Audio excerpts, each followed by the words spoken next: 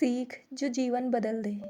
एक राजा था जिसका नाम प्रताप सिंह था। उनके राज्य में सब कुछ ठीक ठाक चल रहा था और राजा के नैतिक गुणों के कारण प्रजा भी बहुत खुश थी।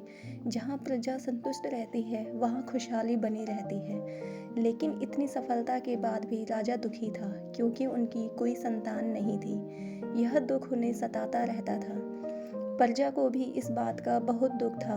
फिर कुछ वर्षों के पश्चात राजा की मुराद पूरी हुई और उन्हें एक पुत्र का जन्म हुआ।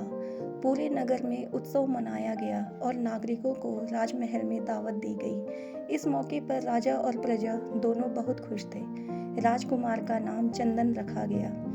पूजा पाठ और इंतजार के बाद राजा को संतान प्राप्ति हुई थी, जिसे बड़े प्यार से रखा जाता था।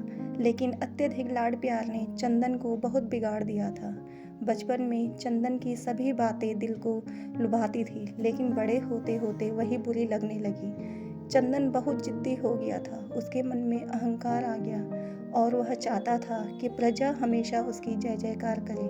उसकी बात न सुनने पर वह कोलाहल मचा देता था। सैनिकों को तो वह पैर की जूती समझता था। दिन ब दिन उसका प्रकोप प्रजा पर उतरने लगा। वह खुद को भगवान के समान पूजता देखना चाहता था। उसकी आयु तो बहुत कम थी, लेकिन उसका अहंकार कई गुना बढ़ गया था। चंदन के इस व्यवहार से सभी दुखी थे। दिन ब दिन प्रजा दरबार में राजकुमार की शिकायत लेकर आती थी। एक दिन राजा ने सभी खास दरबारियों और मंत्रियों को बुलाकर उनसे अपनी दिल की बात कही कि वे राजकुमार के इस व्यवहार से बहुत दुखी हैं। राजकुमार इस राज्य का भविष्य है, लेकिन अगर उनका व्यवहार इसी तरह रहा तो राज्य की खुशहाली चंद दिनों में ही खत्म हो जाएगी।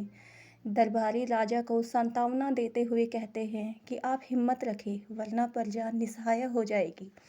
मंत्री ने सुझाव दिया कि राजकुमार को उचित मार्गदर्शन और सामान्य जीवन के अनुभव की जरूरत है। आप उन्हें गुरु रामगुप्त के आश्रम भेज दें। मैंने सुना है कि वहाँ से जानवर भी इंसान बनकर निकलता है। यह बात राजा को पसंद आई और अगले दिन राजा अपने पुत्र के साथ गुरुजी के आश्रम पहुँचे। राजा ने गुरु रामगुप्त के साथ अकेले में राजकुमार के विषय में सारी बातें कहीं। गुरुजी ने राजा को आश्वस्त किया कि जब वे अपने पुत्र से अगली बार मिलेंगे तब उन्हें गर्व महसूस होगा। गुरुजी के ऐसे शब्द सुनकर राजा को शांति महसूस हुई और वे सहर्ष अपने पुत्र को आश्रम में छोड़कर राजमहल वापस लौट गए। अगले दिन सुबह गुरु के विशेष छात्र ने चंदन से भिक्षा मांगकर खाने को कहा, जिसे सुनकर चंदन ने साफ इनकार कर दिया। छात्र ने उसे बताया कि अगर उसे भोजन करना है तो उसे भिक्षा मांगनी होगी और भिक्षा का समय शाम तक ही होगा, अन्यथा उसे भूखा रहना पड़ेगा।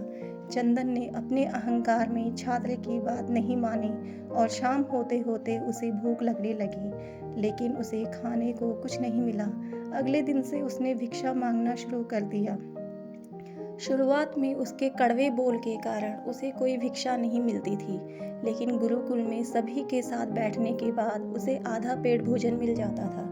धीरे धीरे उसे मीठे बोल का महत्व समझ आने लगा और लगभग 1 महीने के बाद चंदन को पेट भर भोजन मिला, जिसके बाद उसके व्यवहार में काफ़ी परिवर्तन आए। इसी तरह गुरुकुल के सभी नियमों ने राजकुमार में बहुत से परिवर्तन किए, जिसे रामगुप्त जी भी समझ रहे थे।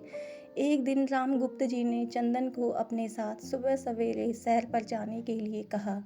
दोनों सैर पर निकल गए और रास्ते में उन्होंने बहुत सारी बातें की।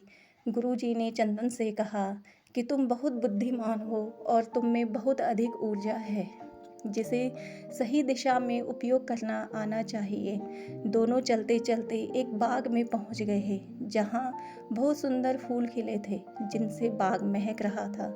गुरुजी ने चंदन से गुलाब के फूल तोड़ने को कहा। चंदन झट से सुंदर सुंदर गुलाब के फूल तोड़कर लाया और अपने गुरु के सामने रख दिए। अब गुरुजी ने उसे नीम के पत्ते तोड़ने को कहा। चंदन उसे भी ले आया।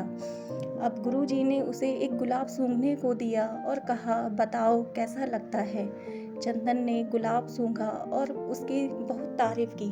फिर गुरुजी ने उसे नीम के पत्ते चखकर उसके बारे में बताने को कहा। जैसे ही चंदन ने नीम के पत्ते चखे, उसका मुंह कड़वा हो गया और उसने उसकी बहुत निंदा की और वो यहाँ वहाँ पीने का पानी ढूंढने लगा। गुरुजी चंदन की यह दशा देखकर मुस्कुरा रहे थे। जब चंदन ने पानी पिया तो उसे राहत मिली और फिर उसने गुरुजी से हंसने का कारण पूछा। तब गुरुजी ने उससे कहा कि जब तुमने गुलाब का फूल सूंघा तो तुम्हें उसकी खुशबू बहुत अच्छी लगी और तुमने उसकी तारीफ की, लेकिन जब तुमने नीम की पत्तियां चखी तो तुम्हें वो कड़वी लगी और तुमने उसे थूक दिया और उसकी निंदा की। गुरुजी ने चंदन को समझाया कि जैसे तुम्हें जो अच्छा लगता है उसकी तारीफ करते हो, वैसे ही प्रजा भी गुणों की प्रशंसा करती है। अगर तुम उनसे दुर्व्यवहार करोगे और उनसे प्रशंसा की उम्मीद करोगे तो वे यह कभी दिल से नहीं कर पाएंगे। इसलिए जहाँ गुण होते हैं वहाँ प्रशंसा होती है। सभी बातों को विस्तार से समझने में चंदन सक्षम होता है और वह अपने महल की ओर लौट जाता है। चंदन में बहुत सारे परिवर्तन आते हैं और अंत में वह एक सफल राजा बन जाता है। कहानी की शिक्षा। गुरु के उपदेशों ने चंदन की जिंदगी को पूरी तरह से बदल दिया, जिससे वह एक क्रूर राजकुमार से न्यायप्रिय और दयालु राजा बन गया। इस कहानी से हमें यह सीख मिलती है कि यदि हम में गुण होते हैं तो लोग हमेशा हमें पसंद करते हैं, लेकिन अगर हम अवगुणी होते हैं तो हमें कभी भी प्रशंसा नहीं मिलती है।